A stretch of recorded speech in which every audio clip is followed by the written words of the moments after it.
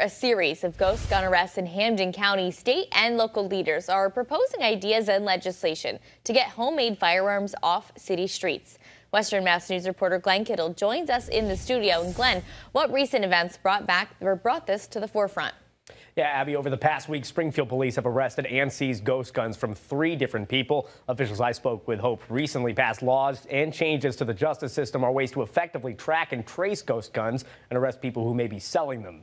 A string of arrests in Springfield over the past week saw police seizing several ghost guns. On December 20th, Springfield police seized a ghost gun from a 17-year-old boy while conducting a search warrant. On the 23rd, another ghost gun was confiscated from a 17-year-old, this time during a traffic stop. And on the 27th, Springfield police arrested 30-year-old Joseph Morales de Jesus at his Harriet Street apartment while investigating a domestic assault. Police reporting the suspect briefly pointed the ghost gun at officers before complying with the officer's commands to put the weapon down. We spoke with Springfield Mayor Dominic Sarno. He's sharing his reaction to these weapons being apprehended by police, saying the Springfield Firearm Investigation Unit has seized over 300 of the homemade, untraceable firearms and calling on the courts to keep repeat offenders off the streets who are obtaining these guns. I will continue to push my bail reform legislation through State Representative Angelo Pupolo on it to give the courts the tools that they need. But they have the tools right now. I think in the last major raid we made with District Attorney Anthony Gallooni, he lamented also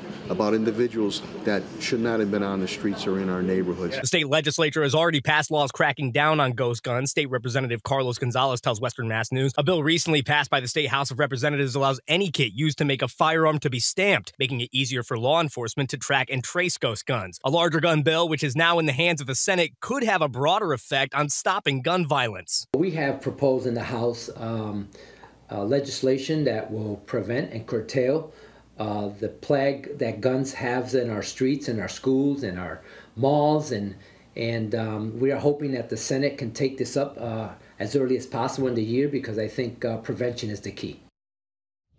Gonzalez adds some of the most important work is done at the local level. He tells us he wants to continue to put the right tools in law enforcement's hands to track and trace all firearms, including ghost guns. Reporting live in the studio, Glenn Kittle for Western Mass News.